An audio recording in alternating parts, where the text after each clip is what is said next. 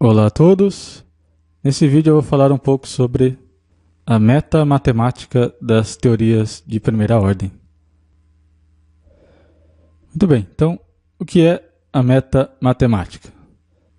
Falando de maneira informal, a metamatemática é um estudo matemático das teorias formais, enquanto um objeto de estudo em si mesmo. Então, sendo assim, o que a gente chama de meta-teorema são teoremas a respeito dessas teorias formais, formulados na linguagem da metamatemática.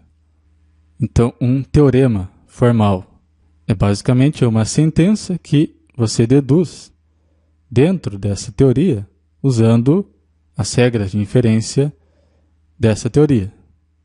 Já um meta-teorema é uma sentença, é uma afirmação sobre a própria teoria formal em si. Então, essa é a diferença entre esses dois conceitos. Bom, nesse vídeo eu vou apresentar algumas definições e resultados metamatemáticos sobre as teorias de primeira ordem, cuja definição a gente viu lá no vídeo número 8. Então, só fazendo uma observação também, sempre que eu falar aqui no vídeo de lógica de primeira ordem, eu estou me referindo à teoria formal de primeira ordem que a gente viu nesse vídeo número 8. Então, a lógica de primeira ordem é aquela teoria que a gente obtém numa teoria de primeira ordem quando o conjunto dos axiomas próprios é um conjunto vazio. Bom, a primeira propriedade metamatemática de uma teoria formal é a propriedade da consistência. Então, intuitivamente falando, uma teoria é consistente se ela, quando demonstra uma fórmula A, não demonstra a negação dessa fórmula. Então, por exemplo, a gente acharia estranho, né, se uma teoria formal da aritmética demonstrasse que 1 mais 1 é igual a 2, até aí tudo bem, mas também demonstrasse que 1 mais 1 é diferente de 2. Então, essa teoria estaria demonstrando uma sentença e também a negação dessa mesma sentença. Nesse caso, a gente teria uma teoria inconsistente. Há duas definições para a consistência, uma sintática e outra semântica. Então, a definição sintática diz o seguinte: uma teoria de primeira ordem é sintaticamente consistente se somente se não existe fórmula A dessa teoria, tal que tanto essa fórmula A quanto a negação de A sejam ambas teoremas desta teoria. Uma teoria de primeira ordem é semanticamente consistente se somente se admite modelo. Lembrando que modelo é uma interpretação para a linguagem de uma dada teoria na qual todos os axiomas dessa teoria são verdadeiros. Nesse caso da consistência semântica, e em relação ao que a gente viu no vídeo anterior, que todos os teoremas de uma teoria que admite modelo são verdadeiros, então, se uma fórmula A é verdadeira, a fórmula não A não pode ser verdadeira. Uma segunda propriedade de sistemas de teorias formais é a completude. Então, a completude de uma teoria formal tem a ver com o fato de que toda fórmula fechada dessa teoria, uma fórmula fechada é uma fórmula que não possui variáveis livres.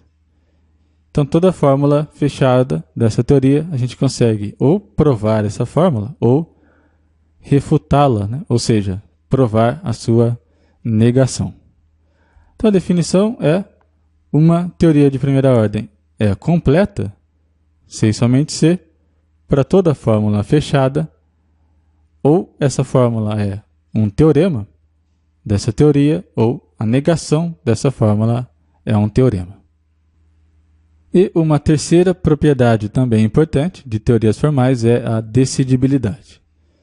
A decidibilidade envolve a noção de procedimento efetivo ou de algoritmo, que pode ser formalizado, por exemplo, por meio das máquinas de Turing.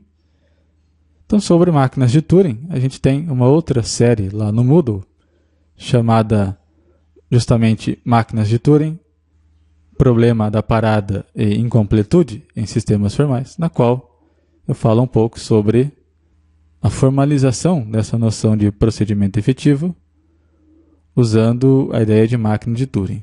Então você pode dar uma olhada lá também depois. Então, decidibilidade é o seguinte: uma teoria de primeira ordem é decidível se e somente se existe um procedimento efetivo que, tomando como input, como entrada, uma dada fórmula A, consegue decidir se essa fórmula possui ou não prova nessa teoria.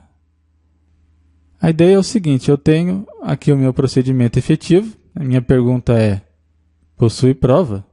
Então, esse procedimento recebe uma dada fórmula A como input e ele deverá responder sim, no caso dessa fórmula A, possuir prova dentro dessa teoria especificada, ou ele vai responder não, caso a fórmula não possua prova dentro dessa teoria. Então, se existe um algoritmo que faz essa tarefa, a gente vai dizer que essa teoria é decidível. Alguns resultados importantes. No ano de 1929, o lógico Kurt Gödel demonstra que a lógica de primeira ordem é completa. Então, isso significa que toda fórmula logicamente válida, e uma fórmula é logicamente válida se ela é verdadeira em toda interpretação, possui prova na lógica de primeira ordem. Então, toda fórmula logicamente válida possui prova na lógica de primeira ordem. No ano de 1936, de forma independente, o Alonzo Church e o Alan Turing demonstraram que a lógica de primeira ordem é indecidível. Então, não existe um procedimento efetivo que tome uma fórmula da lógica de primeira ordem e consegue decidir se ela possui ou não demonstração. E um resultado também bastante importante e conhecido, que é o chamado Teorema da Incompletude de Gödel. Então, Gödel demonstrou em 1931 que certas teorias formais ou são consistentes ou são incompletas. Então, essas teorias não são simultaneamente completas e consistentes. Se elas forem consistentes, elas serão necessariamente incompletas. Isso significa, portanto, que existe uma fórmula dessa teoria que é verdadeira, mas não possui demonstração e também não possui refutação, dentro, é claro, dessa mesma teoria. As teorias formais para as quais valem o teorema da incompletude de Gödel devem satisfazer determinadas condições. Por exemplo, seus axiomas podem ser listados mecanicamente. Então, existe um procedimento efetivo que lista os axiomas dessa teoria e elas também devem ser capazes de formalizar a aritmética. E para finalizar, alguns outros resultados que também vale a pena citar. Então, a lógica proposicional ela é consistente, completa e decidível. Então, o método da tabela verdade fornece um procedimento de decisão, né, para a gente saber se uma fórmula possui prova ou não, porque para a lógica proposicional vale que toda fórmula que é uma tautologia possui demonstração e todo teorema é uma tautologia. Um resultado que eu já citei também anteriormente, mas que vale relembrar, é que os axiomas lógicos de uma teoria de primeira ordem, lembrando que uma teoria de primeira ordem tem axiomas lógicos e axiomas próprios. Os axiomas próprios, eles dependem da teoria em questão. Quando esse conjunto de axiomas próprios é vazio, eu tenho uma teoria para a lógica de primeira ordem, que é o que eu estou falando aqui. Então, os axiomas lógicos de uma teoria de primeira ordem são verdadeiros em qualquer interpretação. Então, por exemplo, eu não poderia usar aquela técnica de encontrar uma interpretação na qual um axioma seria falso para provar a sua independência, porque eu não vou conseguir, porque todos os axiomas lógicos de uma teoria de primeira ordem são verdadeiros em qualquer interpretação. Além disso, todo teorema da lógica de primeira ordem é logicamente válido. Isso significa que, de acordo com o conceito de fórmula logicamente válida, que todo teorema da lógica de primeira ordem é verdadeira em toda interpretação. E, por último, a teoria formal para a lógica de primeira ordem é sintaticamente consistente.